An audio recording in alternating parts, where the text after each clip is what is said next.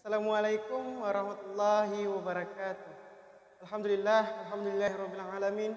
Wassalatu wassalamu ala asrofil anbiya'i wal mursalin wa ala alihi wa sahbihi rasulillahi ajmain.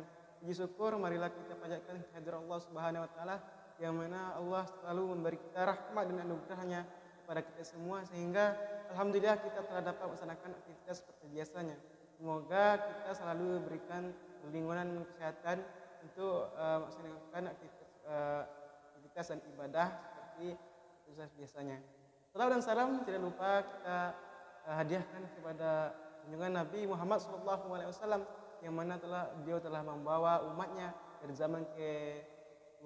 zaman kegelapan ke zaman yang terang benderang, dari zaman kekafiran ke zaman yang terang seperti yang kita rasakan berasa sekarang ini. Baiklah, pada pertemuan kali ini bertemu lagi dengan saya Ahmad Yamin Wijaya, NIM 0200650017. Saya dari Fakultas Teknik Elektronika, Pendidikan Teknik Elektronika, Fakultas Teknik. Baiklah, berdasarkan materi dari Bapak Dr. Hanif Al-Qadri, saya kembali mempresentasikan dalam kelas virtual untuk kali ini kita masih dalam mata kuliah pengantar perusahaan. Baiklah, untuk pertemuan kali ini kita akan membahas dalam topik yang berjudul etika bisnis dalam perusahaan. Nah, ketika kita mau membuka suatu bisnis usaha di suatu daerah, maka kita wajib mengikuti aturan atau norma yang berlaku di daerah tersebut. Ketika norma itu sendiri digunakan agar usaha kita dapat meraih simpatik dari berbagai pihak, sehingga proses perjalanan usaha atau bisnis lebih nyaman karena ada etika yang mengaturnya. Kalau kita ketahui apa itu etika lebih dalamnya, yaitu aturan yang berlaku di suatu wilayah atau tempat tertentu. Nah, etika dalam berusaha adalah salah satu tata cara atau aturan berinteraksi pengusaha lain dengan customer, dengan masyarakat juga. Tingkah laku yang melalui etika dijalankan agar kita tidak melanggar norma-norma yang ada di dalam masyarakat wilayah tempat usaha kerja kita tersebut. Nah, dari beberapa pernyataan tersebut saya membaca beberapa artikel dari para ahli. Dia menyatakan bahwa pertama menurut Zimmerer, apa yang dikatakannya?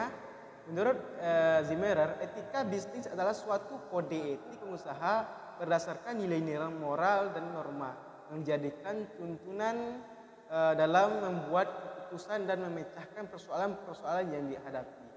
Kemudian menurut Royal Jaber dan Rizky M. Griffin, etika bisnis adalah istilah yang sering digunakan untuk menunjukkan perilaku etika dari seseorang, manajer atau karyawan suatu organisasi. Nah, etika bisnis sangat paling penting mempertahankan loyalitas pemilik kepentingan tersebut. Nah, dari beberapa penjabaran tentang etika bisnis dalam perusahaan dari beberapa tokoh tersebut dapat kita simpulkan, yaitu jadi etika bisnis adalah suatu kode etik berlaku pengusaha berdasarkan nilai-nilai moral, norma yang dijadikan tuntunan dalam pengusaha dan memecahkan persoalan-persoalan yang dihadapi dalam suatu perusahaan. Nah, dari video Bapak saya telah menganalisis yaitu etika norma seorang pengusaha dalam sebuah bisnis. Yaitu yang pertama ada beberapa poin, yaitu ada 5 poin tentang etika dan norma seorang pengusaha dalam sebuah bisnis. Yang pertama yaitu memiliki wajib jujur dalam segala hal. Itu sangat penting kan. Yang kedua, memiliki rasa tanggung jawab.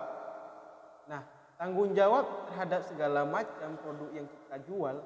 Jika komplain customer, kita bisa bertanggung jawab hal tersebut dan mau mengganti sesuai dengan kesepakatan ketika dijual beli. Dan ketiga, menepati janji, disiplin, dan taat aturan. Yang keempat, mau membantu masyarakat sekitar usaha kita misal membuka usaha dengan mengambil karyawan dari masyarakat sekitar, terus mensupport segala macam usaha kegiatan masyarakat sekitar agar lingkungan masyarakat sekitar lebih maju. Yang terakhir itu yang kelima, komitmen dan menghormati orang lain. Ini sangat dipentingkan oleh sebuah atau kita mau membuka sebuah perusahaan atau sebuah tempat usaha. Nah, dari beberapa video tersebut saya dapat mendapatkan tujuan dan manfaat etika. Nah, seharusnya sejalan dengan aturan usaha kita aturan usaha kita yang memanfaatkan buat persahabatan dalam pergaulan, menyenangkan orang lain, menjalin hubungan baik dengan customer sehingga tingkat kepercayaan customer semakin tinggi dengan produk kita sehingga menjadi pelanggan yang setia. Selanjutnya, sikap dan perilaku kita dan karyawan ketika terhadap customer dengan baik, ramah, murah hati, senyum, jujur, dan memberikan kualitas terbaik, maka akan membuat customer nyaman belanja dan produk sama kita. Selanjutnya, dari beberapa topik tersebut saya membrowsing atau menganalisis dari beberapa artikel-artikel, yaitu yang pertama, moralitas. Saya masukkan moralitas.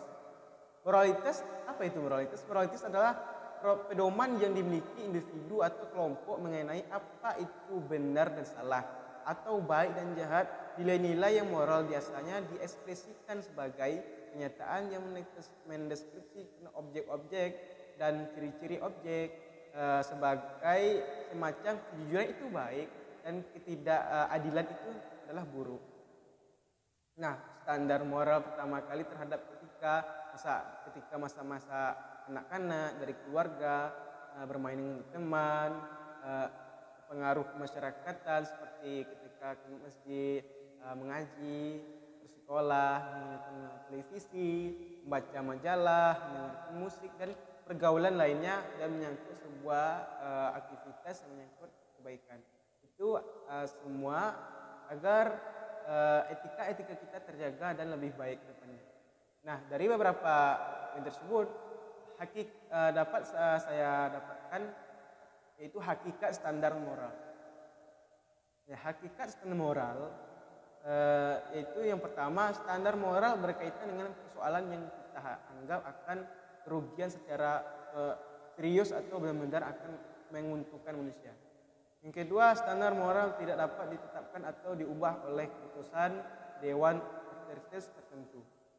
Yang ketiga, yaitu standar moral harus lebih diutamakan daripada nilai lain termasuk khususnya kepentingan diri sendiri. Yang terakhir, yaitu standar moral berdasarkan pada pertimbangan yang tidak memihak. Nah, dari beberapa standar-standar itu dapat kita simpulkan standar moral asosiasikan dengan emosi tertentu dan kosakata tertentu. Nah, standar moral tersebut dengan demikian merupakan standar yang berkaitan dengan persoalan-persoalan yang kita anggap menyukai konsekuensi serius berdasarkan pada penalaran yang baik dan bukan otoritas melampaui kepentingan diri sendiri berdasarkan pada pertimbangan yang tidak memihak dan yang pelanggaran diasosiasikan dengan persaingan perasaan bersalah dan malu dan egois dan kosakata tertentu. Nah, dari beberapa perangkuman tersebut saya telah mendapatkan contoh dari video Bapak juga mendapatkan contoh pelanggaran etika bisnis. Nah, apa contohnya? Nah, contohnya manipulasi laporan keuangan PT atau perusahaan atau investor lainnya dalam kasus tersebut. Terdeteksi adanya kecurangan dalam penyajian laporan keuangan. Ini merupakan suatu bentuk penipuan yang dapat mensyaratkan atau merugikan investor dengan skala besar lainnya. Kasus ini juga berkaitan dengan masalah pelanggaran kode etika profesi akuntansi. Nah, dari beberapa poin tersebut, dari awal sampai akhir, yang harus kita ketahui juga dapat kita simpulkan atau rangkumkan etika bisnis adalah suatu kode etik perilaku pengusaha berdasarkan nilai-nilai moral dan norma, menjadikan tuntunan dalam usaha dan memecahkan persoalan-persoalan yang dihadapi dalam suatu perusahaan. Nah, mungkin sekian dulu dari pertemuan kali ini. Sekian dulu pertanyaan materi masa analisisnya. Saya Ahmad Yami Wijaya. Kalau seandainya ada susunan atau poin-poin materi yang tidak tepat atau kurang jelas, saya mohon maaf, terutama kepada Bapak Dr. Hanif Al-Qadri. Saya Ahmad Yamin undur diri. Terima kasih atas semua perhatian dan mohon maaf atas segala kekurangan. Wabillahi taufiq wal hidayah. Wassalamualaikum warahmatullahi wabarakatuh.